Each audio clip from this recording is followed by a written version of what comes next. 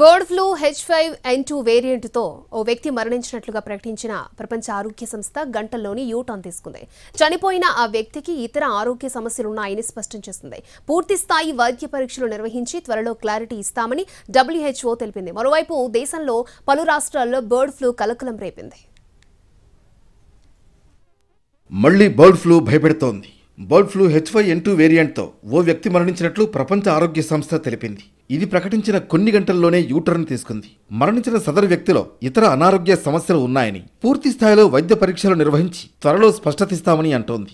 ఇటీవల H5N2 bird flu వేరియంట్తో మెక్సికోకు చెందిన ఓ వ్యక్తి మరణించారని WHO స్పష్టం చేసింది. ఈ వైరస్ వల్ల ప్రపంచంలో నమోదైన తొలి మరణం ఇదే అని ప్రకటించింది. అయితే మెక్సికో ఆరోగ్య మంత్రిత్వ శాఖ 59 ఏళ్ల వ్యక్తికి దీర్ఘకాలిక కిడ్నీ సమస్య, టైప్ 2 డయాబెటీస్, రక్తపోటు సమస్య ఉందని అధికారిక ప్రకటన చేసింది. అనారోగ్యంతో ఆసుపత్రిలో చేరిన మెక్సికో వాసికి పరీక్షలు చేయగా H5N2 వేరియంట్ గుర్తించామని WHO ప్రతినిధి లిండ్మీర్ చెప్పారు. అతనితో పరిచయం ఉన్న 17 మందికి టెస్టులు చేయగా నెగిటివ్గా తేలింది. అతను చనిపోయింది బర్డ్ ఫ్లూతో కాదని స్పష్టం చేశారు. పూర్తి స్థాయిలో నిర్ధారించిన వెంటనే మరణంపై స్పష్టతిస్తామని WHO తెలిపింది. మరోవైపు దేశంలో బర్డ్ ఫ్లూ కలకలం రేపుతోంది. మహారాష్ట్ర, జార్ఖండ్, కేరళలోని పౌల్ట్రీల్లో బర్డ్ ఫ్లూ కేసులు నమోదయ్యాయి.